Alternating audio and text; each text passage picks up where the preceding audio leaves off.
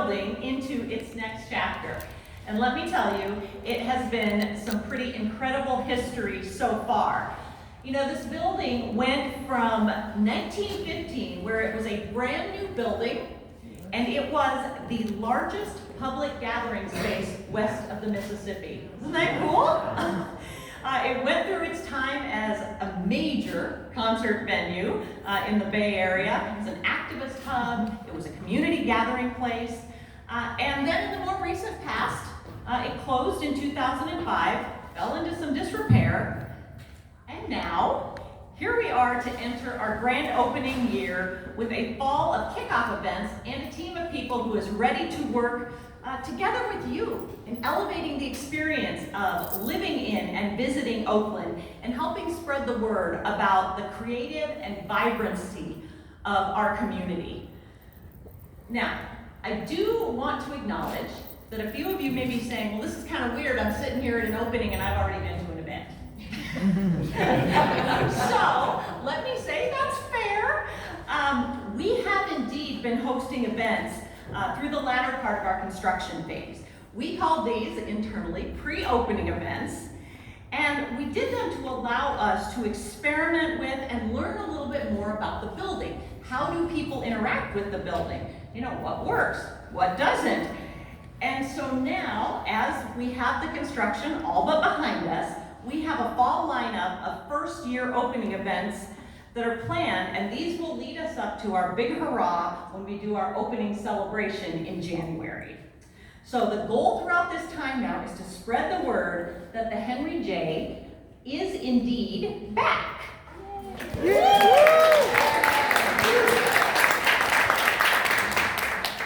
So before we go any further though, it is important that we thank some people. Because let me tell you, without Oakland and so many champions and supporters, the new Henry J. Kaiser Center for the Arts really wouldn't be here. Being in this newly renovated building is a testament, I believe, to the power of people working together. This is the public sector, the private sector, and all for the betterment of the community. This building is actually owned by the city. It was then redeveloped by a private development partner. Part of the construction was supported by Kaiser Permanente, and all of these partners collaborated together to get us where we are. Now that the building is opening, it'll be managed and operated by a nonprofit organization as the Henry J. Kaiser Center for the Arts. So that's a pretty incredible story right there. I want to say a gigantic thank you to the city staff, Kelly Kahn.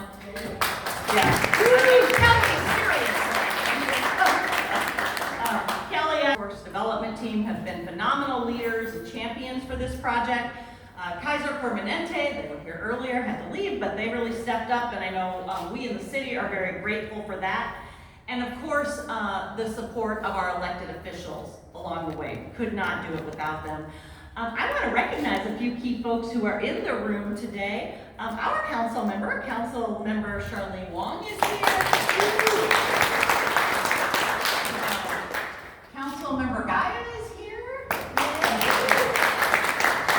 And Council member Carol Fife.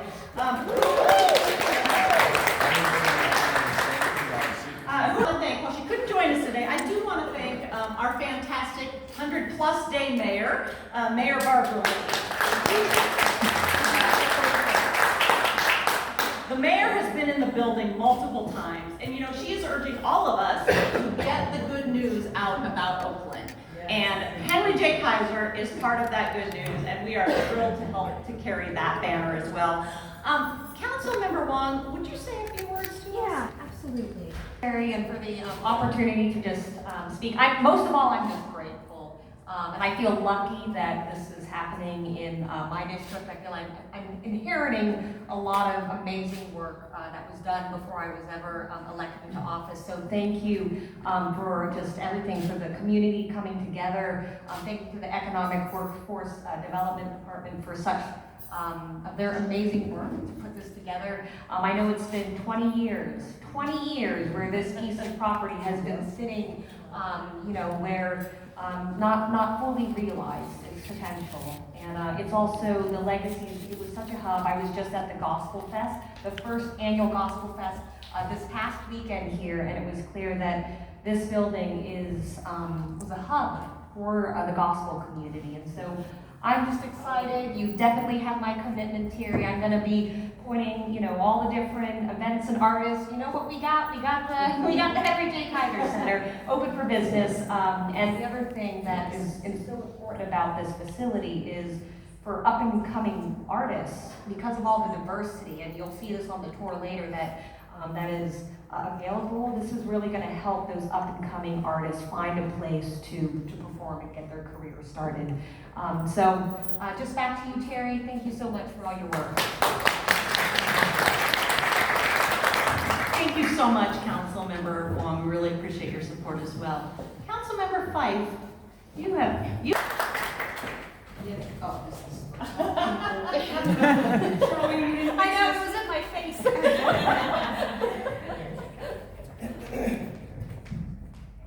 Thank you. It's for height challenge people. And we gotta change that picture. You got me frowning in the. Oh, don't worry. I do smile. I'm afraid to park a little bit. Before I get started on my comments, I want to give a shout out to one of the restaurants, one of the chefs that makes Oakland an amazing and diverse place to be. I wanted to say hello to Chef Ann, but even though you're so important to me, your mother is here from the islands, 92 years old. I just wanted to acknowledge you and acknowledge that.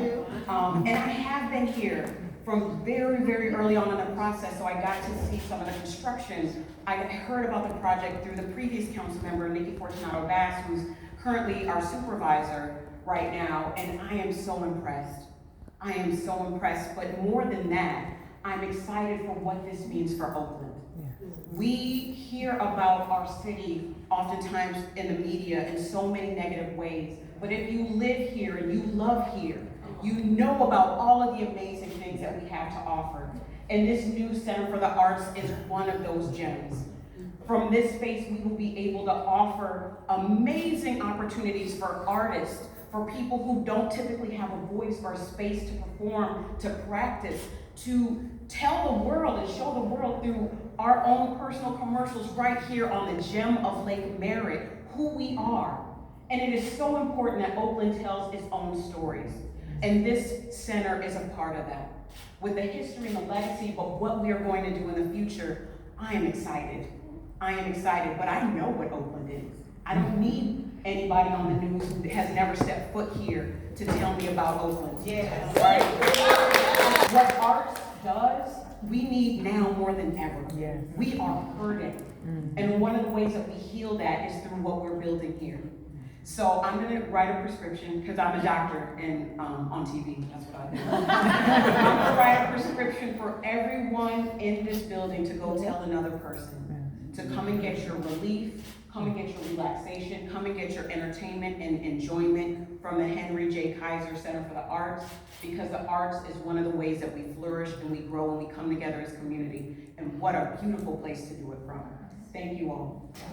The last vestiges of a building in construction kind of fading away. And at the same time, you're going to begin to see new kinds of programming, new visitors, new opportunities taking shape. The story started as this idea, dedicated by the citizens to the intellectual and industrial progress of the people in 1914. Walk out the doors, look up. It's right across the building. That's really the start of our narrative, right?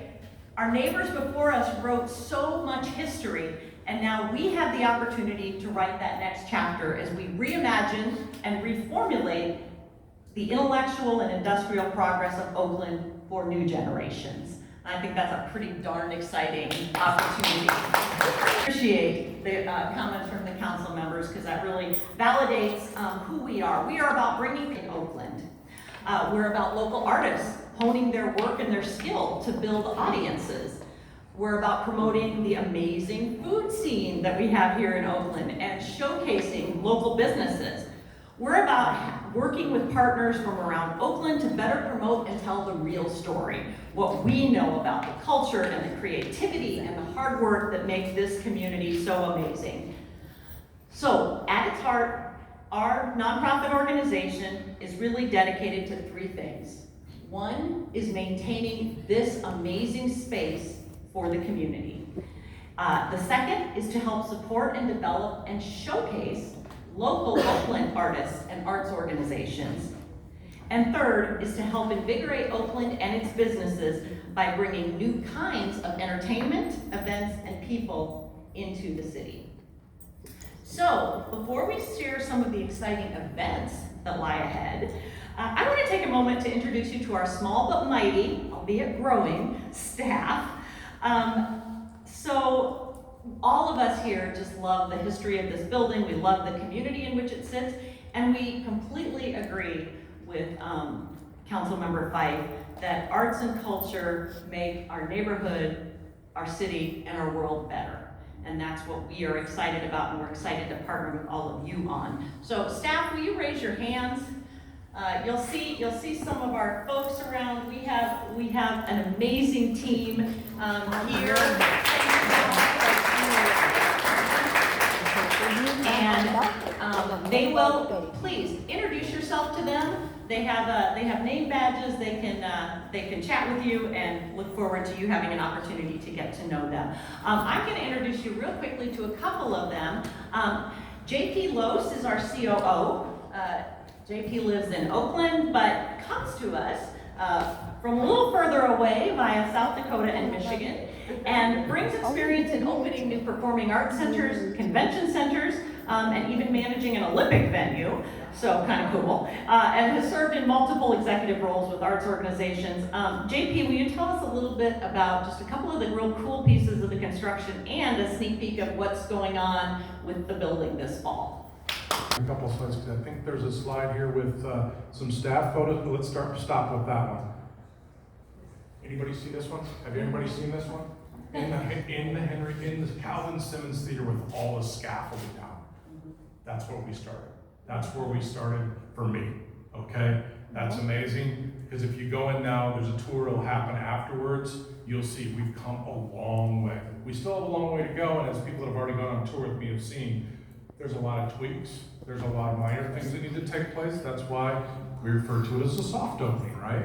We're gonna do a little bit of soft. We have this wonderful terrace that lets you look out on Lake Merritt. If you're not free, or if you are free tonight, come out. We do sunsets on the terrace every third Thursday. Come out, join us out, enjoy the gorgeous view, listen to some music. So the other nice part that I'm really happy that was preserved was the arches. So these beautiful arches outside that were from Alexander Sterling Kohler. Oh my gosh, can you imagine how long it took somebody out there just carving that piece out, right? I love history, so that's a wonderful thing for me.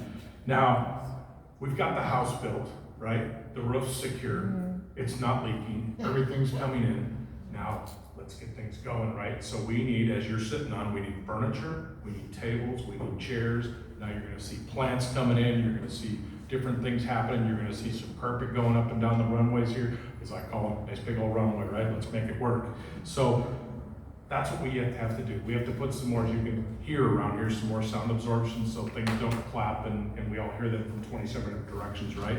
But I think we can get most of that done, hopefully by January, so we can do a grand opening.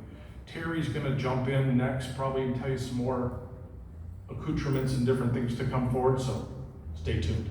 I want to go through the bubble exhibit at the end. I'm happy to take you through that. The arena space, which you see up here, the arena space is currently the bubble exhibit, but one of the other things that we're working on is how do we get the seats that are at the top of the arena activated? Because right now they're not quite done yet, but how can we make it so that we can actually use that? I now want to introduce and bring up, that makes me laugh, because I don't know how many of you don't know Errol Jackson, probably not many, but Errol has had a long career in the concert and entertainment industry here in the Bay Area, and in fact, right here at the Henry J. Kaiser Center.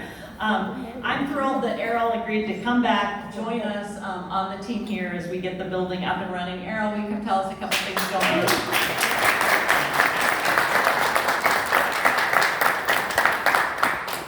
Thank you, everybody. Thank you for that, Terry. Now I just lost everything in my head because I was trying to pay my own way back there. But no, I'm really excited because I started here.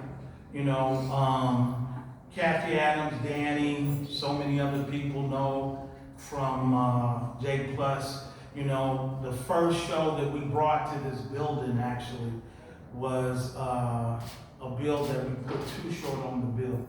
And then the next thing we ended up doing Run DMC, we ended up doing LL Cool J. Over here we did Robert Townsend, we brought Paul Mooney, we brought Robin Harris, you know, just a few of the things, along with the very Black comedy competition too.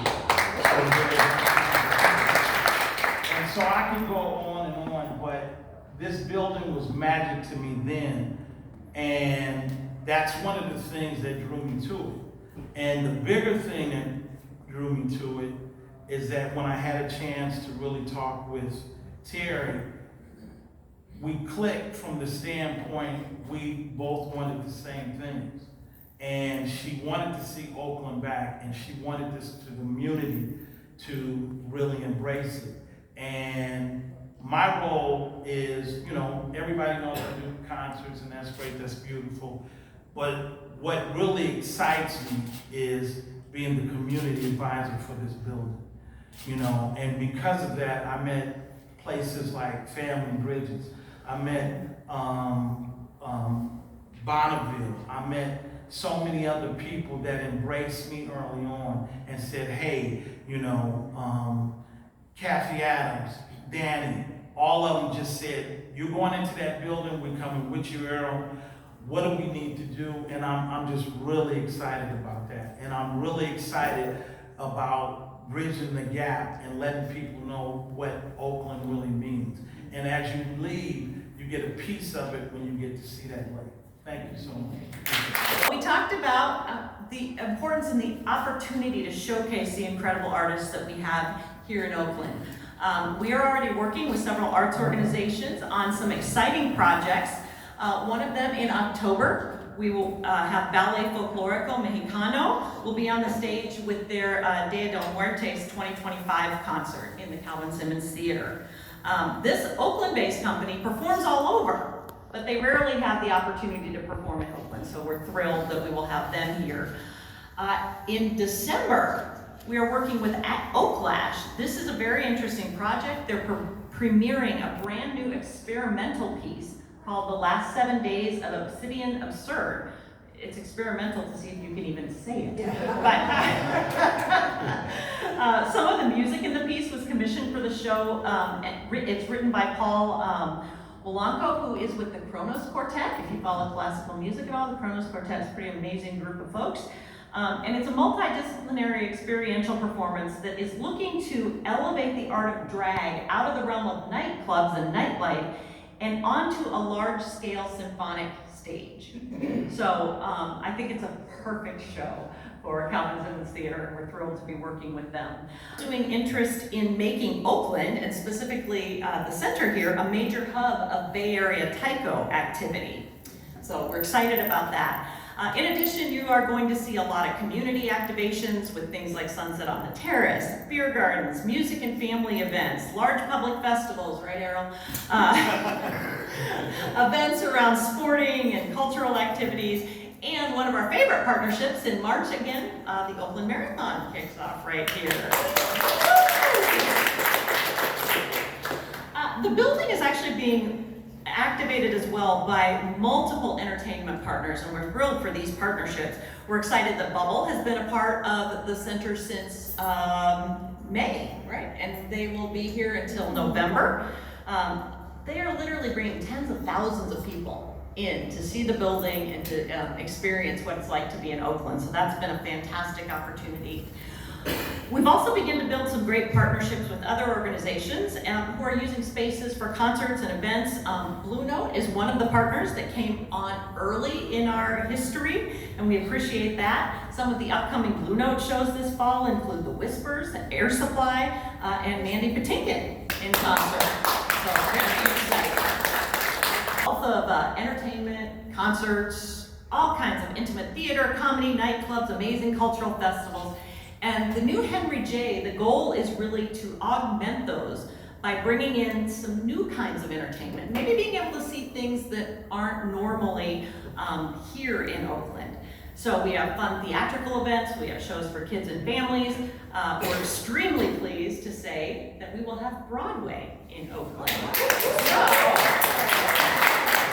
without further ado, we're proud to announce that the following shows are on sale as part of our grand opening event. We think. We're proud to announce. No, we're still proud to announce it whether we get to see it or not.